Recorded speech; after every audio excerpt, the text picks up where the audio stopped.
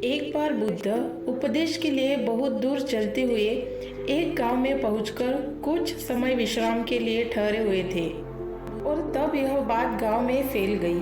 तभी एक बुजुर्ग इंसान बुद्ध के पास आए और बुद्ध से मिलने के बाद उन्होंने बुद्ध से पूछा, हे महान व्यक्ति, जरा मुझे यह बताइए कि इस दुनिया में सबसे श्रेष्ठ इंसान कौन है।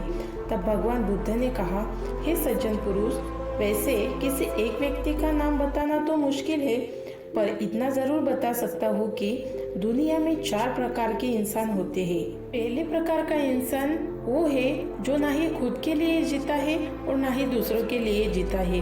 वह एक चिंता के समान है क्योंकि वह किसी काम नहीं आता और एक दिन ऐसे ही शरीर त्याग देता है।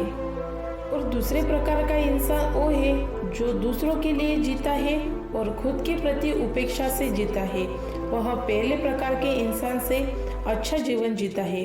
वह खुश तो भले ही नहीं होता, पर थोड़े में ही जीवन संतोष के साथ जीता है। तीसरे प्रकार का इंसान सिर्फ खुद के लिए जीता है, औरों के प्रति वह उपेक्षा की भावना से जीता है। वह खुश रहता है मगर पुण्य नहीं कमा पाता।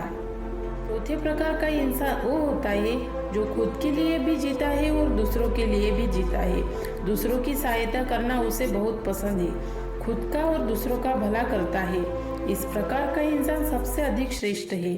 ऐसे इंसान समाज के भलाई के लिए काफी जरूरी और उपयुक्त भी होते हैं। इंसान को चाहिए कि वह खुद का भी ख्याल रखे और दूसरों का भी ख्याल रखे।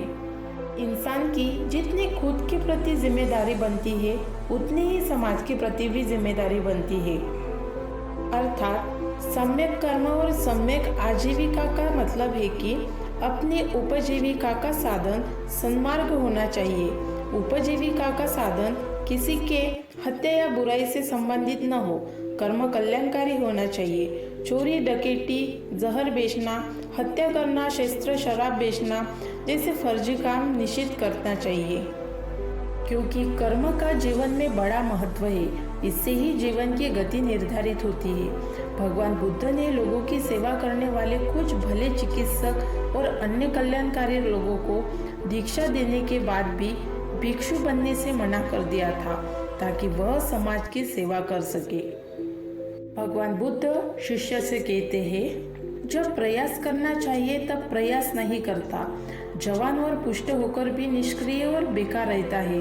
जो विचारों और लक्ष्य से अस्पष्ट है, आलसी है, उसे प्रज्ञा का मार्ग कभी नहीं मिल पाता।